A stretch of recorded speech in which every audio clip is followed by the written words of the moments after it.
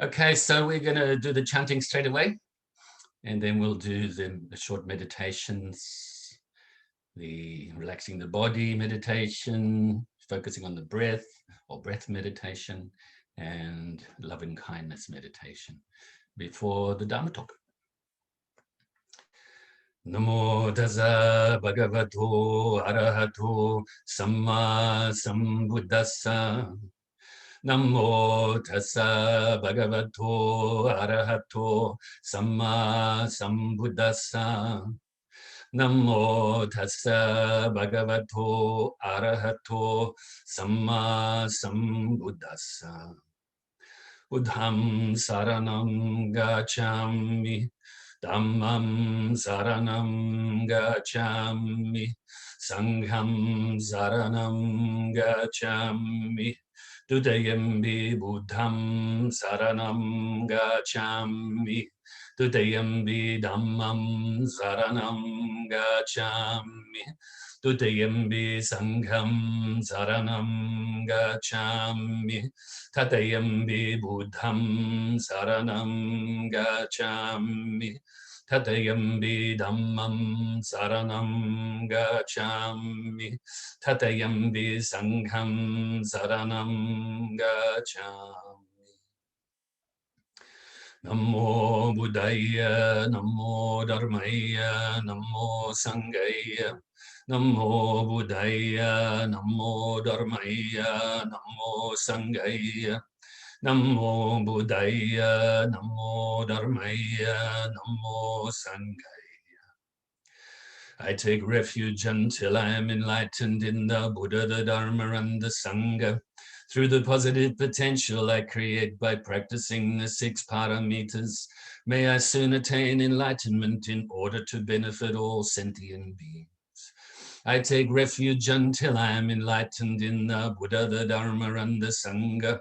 Through the positive potential I create by practicing the 6 paramitas, may I soon attain enlightenment in order to benefit all sentient beings. I take refuge until I am enlightened in the Buddha, the Dharma, and the Sangha.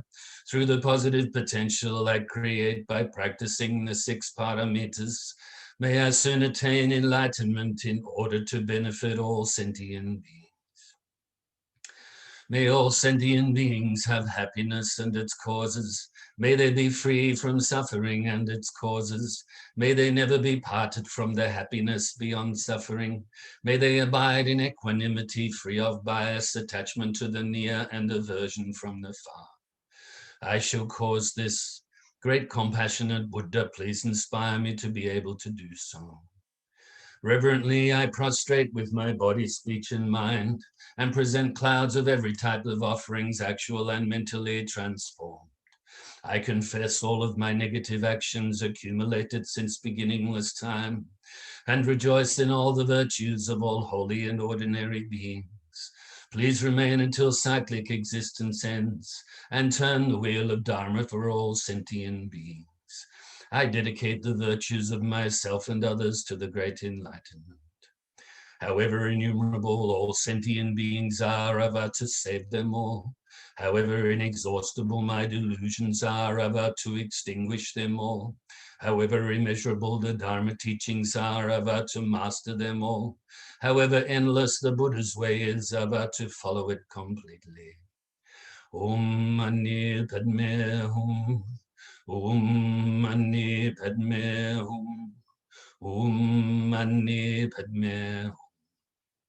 Tayata Gate Gate Paragate Parasamgate Bodhi Soha. Tayata Gate Gate Paragate Parasamgate Bodhi Soha. Tayata Gate Gate Paragate Parasamgate Bodhi Soha. So now get yourself comfortable for the meditation practice. And once again, I just remind you that if you want some detailed instruction on the meditation, have a look at the teaching from the 2nd of January that I reposted on the Facebook page. I think it was last Tuesday. It's quite detailed, maybe half an hour, including the chanting time too. And then also, if you want some more Details on chanting mantras, for instance, what we just chanted then, Om Mani Padme Hum, and Tayata Om Gate Gate Para Samgate Bodhi Soha. Then January the 16th, teaching, which I think I may have posted just this last week, during the last week. So I think it may be the Tuesday of just this week gone. And then also, I also reposted a teaching I gave for the Subhati Buddhist University in India, an online lecture that I gave, I think 25th of January. I reposted that as well just the other day. And that lecture, not only did I give a commentary on the Eightfold Path, but also gave the purpose of chanting, or purpose of reciting Buddhist verses and prayers. And so if you want to know the reason why we do the chanting, then have a look at that, so I don't have to repeat myself now, okay? And now we can let go of everything I just said and what you did earlier today, and focusing, bring your mind inside your body to begin with, and close your eyes gently, your lips touching gently. Nice and relaxed posture, not slouching, but also not rigid. And bring your focus to releasing the tension from your body, starting right at the bottom of the body and working your way up all the way to the tips of your fingers, and then back up to the top of your head. So starting with the lower part of your body, from the tips of the toes to your midsection, just go up slowly and release each area. If you find it hard, you can manipulate the area a little bit and release with the out breath.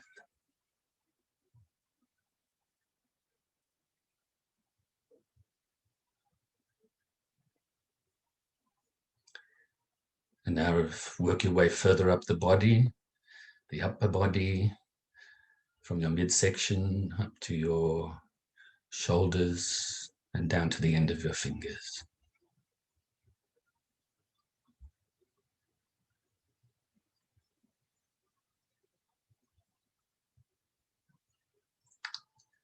And now all around your neck and the rest of your head, your face, to the top of your head.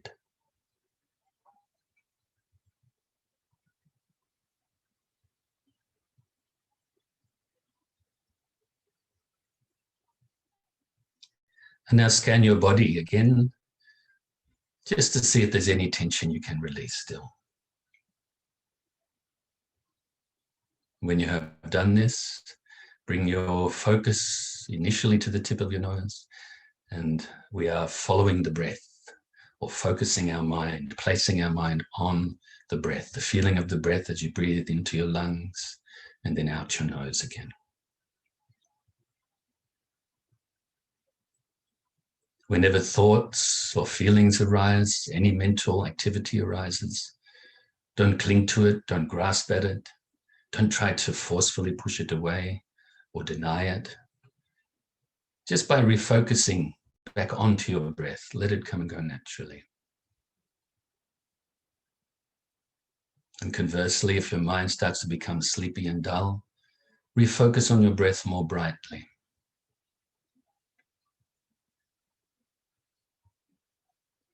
Don't try too hard or too little. Don't be hard on yourself. Or don't be lazy either. So we will practice like this for a few minutes in silence.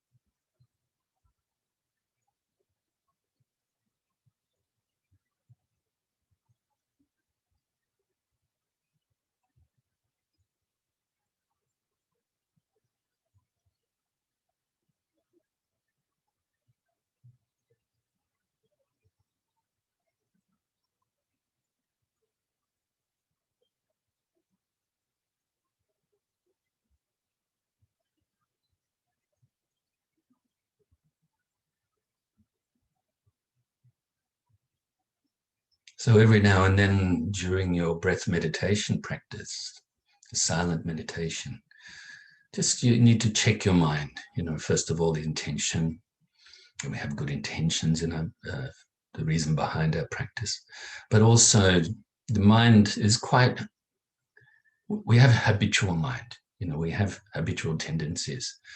And normally that involves the mind being very distracted. So when you check your mind like that, quite often you notice, I've wandered away from the breath. I'm almost starting to tell myself stories or writing a movie even in our mind, having all of these images in our mind, these thoughts behind them, feelings, some sort of belief happening. And so when you do that, don't be hard on yourself, don't be down on it. Just replace your mind back on the breath whenever you experience that. So now you can feel very pleased with yourself for engaging in this practice, and fill yourself with universal loving kindness.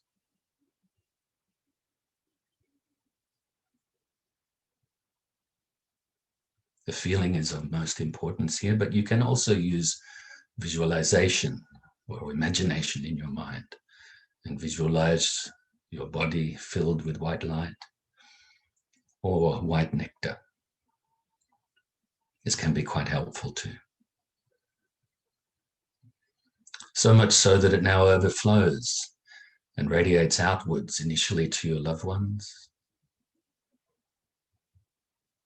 also filling them with universal loving kindness.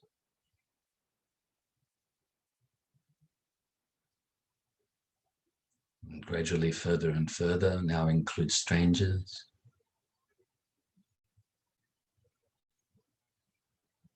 and those you may find difficult, may even regard as enemies as well. This helps us to develop this loving kindness within our own mind, as well as helping us to give up biases, give up any negative mental afflictions at that time, creating the habit of being loving and kind. Now radiate further and further to now include all of the living beings within your area. And throughout your whole state or county. And other states and counties throughout your whole country. And other countries throughout the world. Until your loving kindness pervades this whole planet.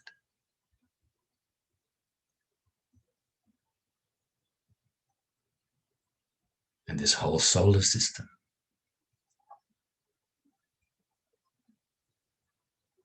And galaxy.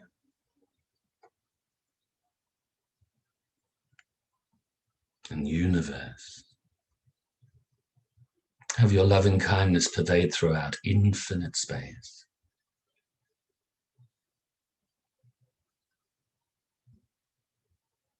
And now also be present here and now, and we will recite the dedication prayer.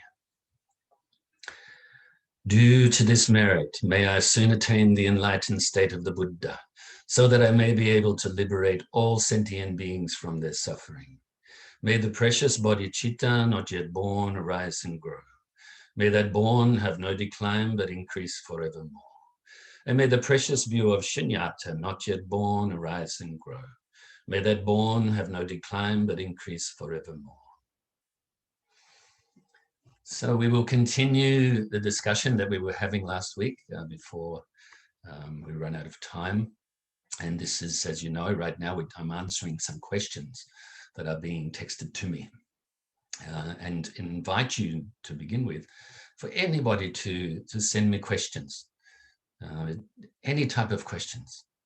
And I will give you, obviously, the Dharma answer.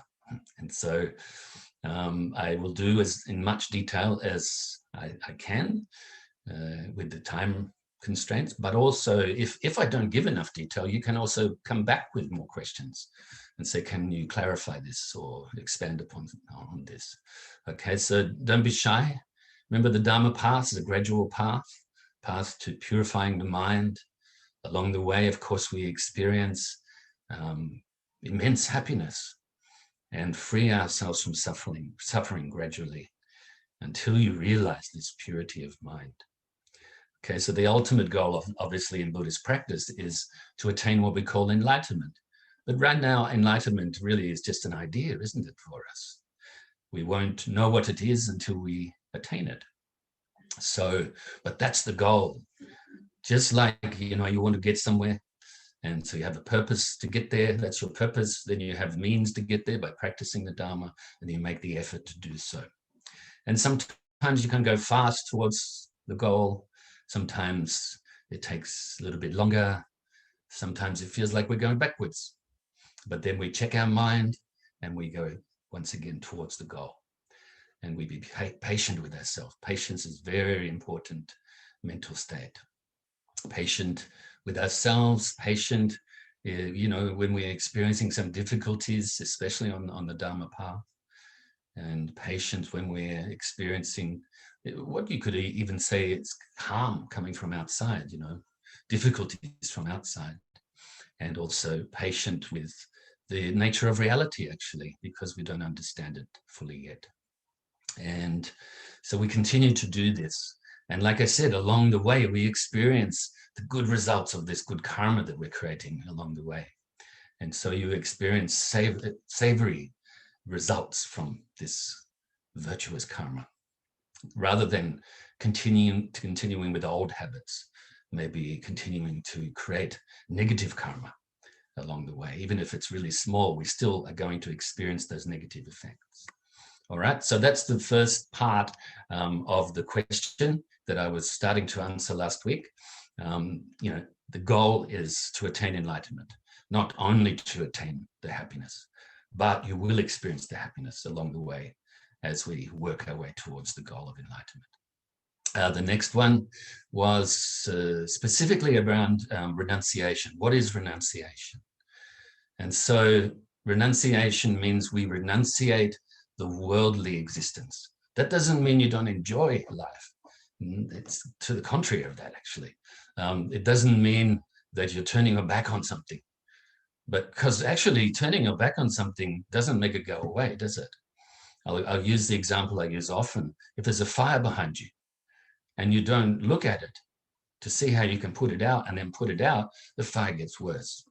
So we do have to experience life, experience our relative existence right now to understand how to uproot the cause of it, okay? So renunciation means turning your mind towards enlightenment. I'll give you this example, just come to my mind now. Let's say we are swimming in the sea, in the ocean, or floating in the ocean. By the way, in this ocean represents samsara, or cyclic existence, relatively conditioned existence. And so we're kind of getting blown around by our mental afflictions, by our habitual tendencies, by some outside influences as well that is affecting our mind. And over there is a very safe island. But over there is a very dangerous island. Which one are you going to swim towards? You're going to make great effort, I think, to swim towards the safe island. So this is like turning your mind towards enlightenment, towards the safety of enlightenment, rather than turning your mind to this negative, this scary, this dangerous place. And or not remaining floating around in this water, which is what we're doing right now, maybe. We now turn our mind towards that. If you turn your mind towards the dangerous island, this is like turning your mind towards what we call evil or badness. Turning your mind here is goodness. We have the ability to do this. So let's not belittle ourselves. Let's work towards fulfilling our true potential. Okay, so that's renunciation, really is like that. Some people think, oh, I've got to give up my house. I've got to renounce my house. If you give up your house, how are you going to, be protected from the weather? How are you going to sleep well at night? You have what you have now. Appreciate it. Look after it. But don't attach to it. Don't cling to it or grasp at it and think it's mine forever. It's not like that at all. Utilize it. Some people think, I have to give up my car and stop driving. No, you don't. There are some very strict, you could say, or conservative Buddhist traditions where somebody becomes a monk or a nun, and they may do that. But that's nothing to do with the car. It's to do with the attachment in the mind and letting go of that, But you don't have to do that. Even you become a monastic in some other traditions, you don't have to do any of these things. You have to really work and train your mind to give up attachments, to give up aversion. Stop the clinging, stop the grasping. And this is likewise for people that practice as lay people. You turn your mind and all of your practices, or whether they be formal practices, what I like to say on the cushion, or off the cushion practices in your everyday life, whether you're working or shopping or taking a walk or anything. Your intention is towards enlightenment. And also related to right intention, you must do your best to decrease this attachment and this aversion. So you could say perfect right intention is when you have the mind that has renounced worldly concerns and is directed now towards enlightenment, and is also free from attachment and free from aversion. That's why we say right intention, also known as right thoughts, is the antidote for those two, the antidote for attachment and the antidote for aversion. Of course, this is based on right understanding, which is the antidote for ignorance. Okay. So maybe I've covered that one at the moment. I've given you the example I wanted to give.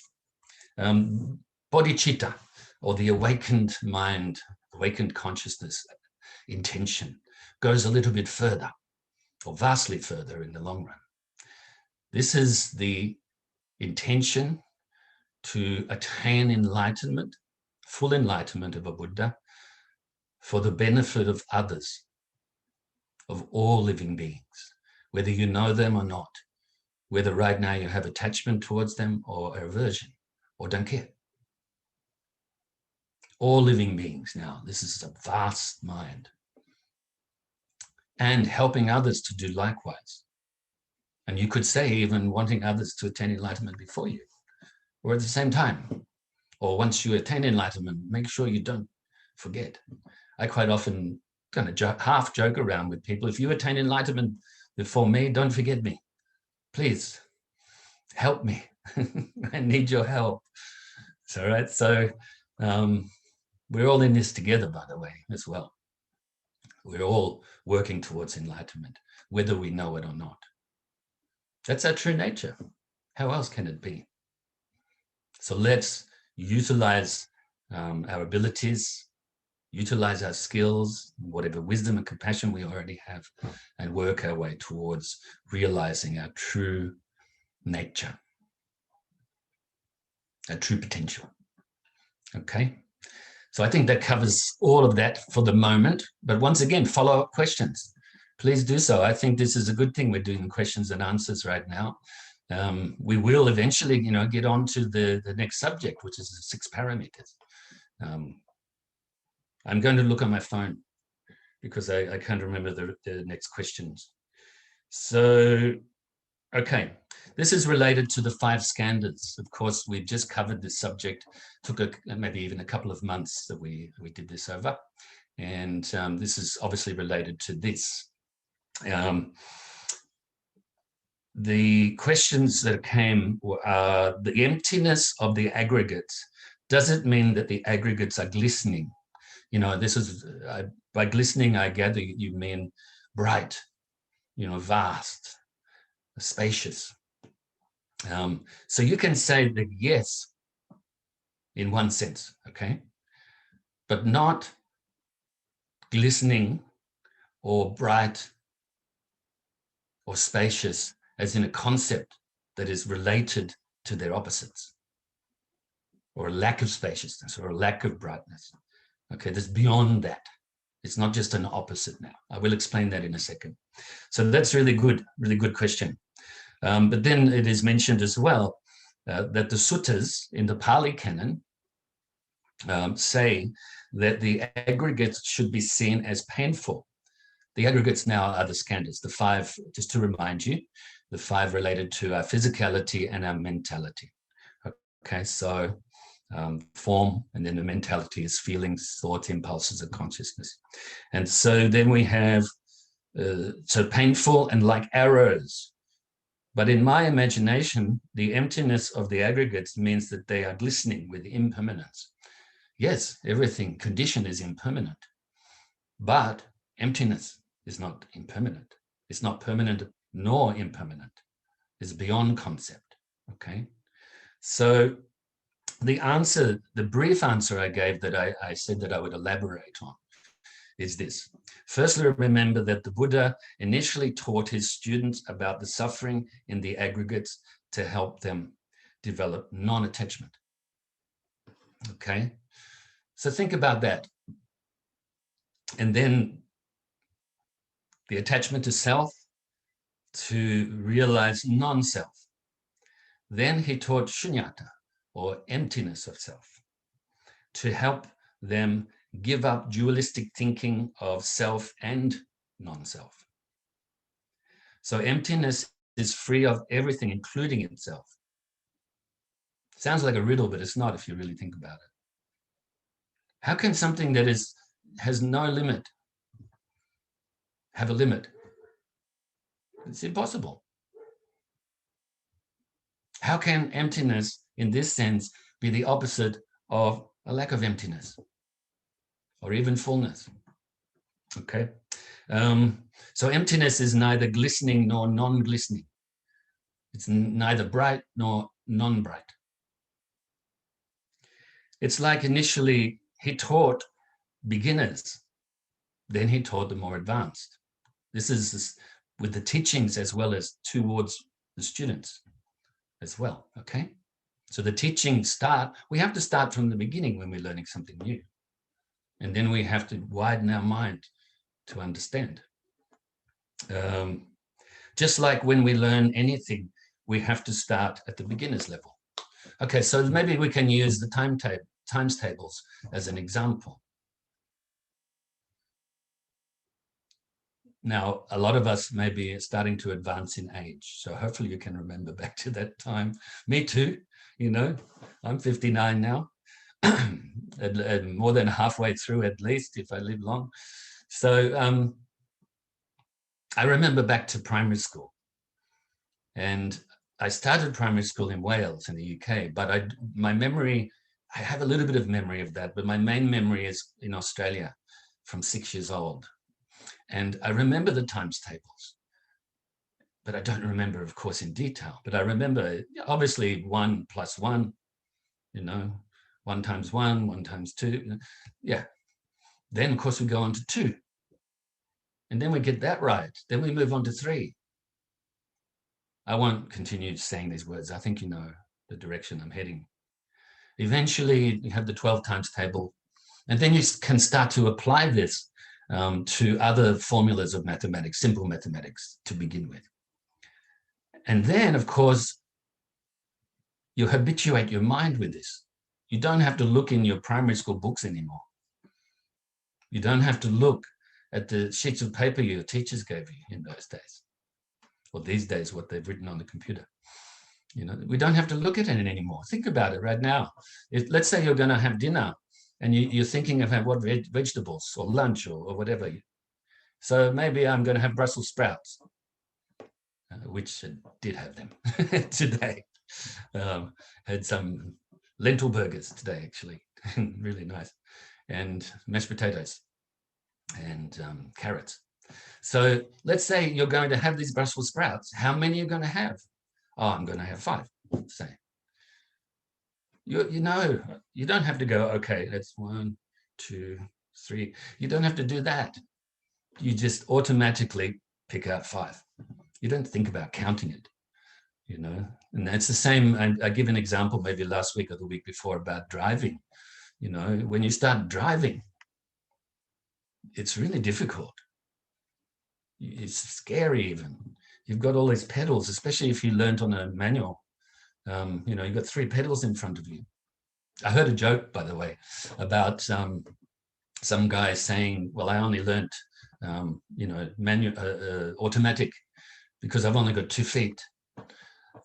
So 2 pedals, that's it. That's all I can work with, just mucking around. But anyway, so you know now if you drive, then you know how to do it. It's the same when we walk as babies. We don't know how to walk. We fall over all the time. Eventually, you know, we start to get the habit of doing so. But right now, do you have to think about walking? Sometimes we do as we get older, obviously, because we maybe have some difficulties with certain parts of our body, but it's in our mind. So this is the same with the teachings. The Buddha gave these teachings, and then we had to habituate our mind with that. We have strong attachment to self. So the Buddha gave these teachings of non-self to help us release ourselves from this belief, this erroneous belief in this separate self. We're all interdependent, we're all interconnected, and we're always changing. So grasping onto this separate self is unrealistic, isn't it? For instance, if we grasp onto what I just said, that's unrealistic. Still remember it, because then you can think about it and come to some understanding.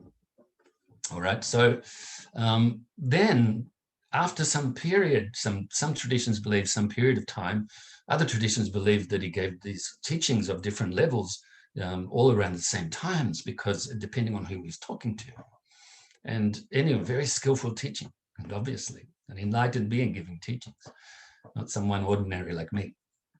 But he gave the teachings on emptiness to help the student give up any even subtle belief or attachment in this dualistic way of thinking. Oh, there's self, there's non-self. So to go beyond that, this is a difficult subject to understand. If you understand this already, okay, so you are already enlightened to a certain level, a glimpse of it. Now you have to habituate your mind with it, okay, and realize what we call then be a Buddha nature. But emptiness and Buddha nature, they're not separate. How can they be? Same thing, right? So he gave the teachings in a specific order, you could say like that. But I don't believe it's so much a linear thing. Oh, for 20 years he did this, and the next 10 years he did that. No, it depends. It's like the teachers in school, you know, they're teaching different grades or different years, different forms, levels. They're not going to teach the times tables to ones that have been in, you know, in high school for 5-6 years. So, you know, it's like that, really. So don't get confused by that. You know, some people do get confused by, you know, like, for instance, the Buddha may say, you know, look at this skandhas as painful. Look at the aggregates, your makeup of your physicality and mentality as painful. He's doing that because we're so attached to them. We want pleasure all the time. And then if you look at the opposite, it's going to help you to decrease that attachment to yourself, realize the impermanence, and then realize subtle impermanence, which is very close to realizing the emptiness. And then he teaches his own teachings are empty. Why are the Buddha's teachings empty? Because when we utilize them and realize the result of the practice, enlightenment,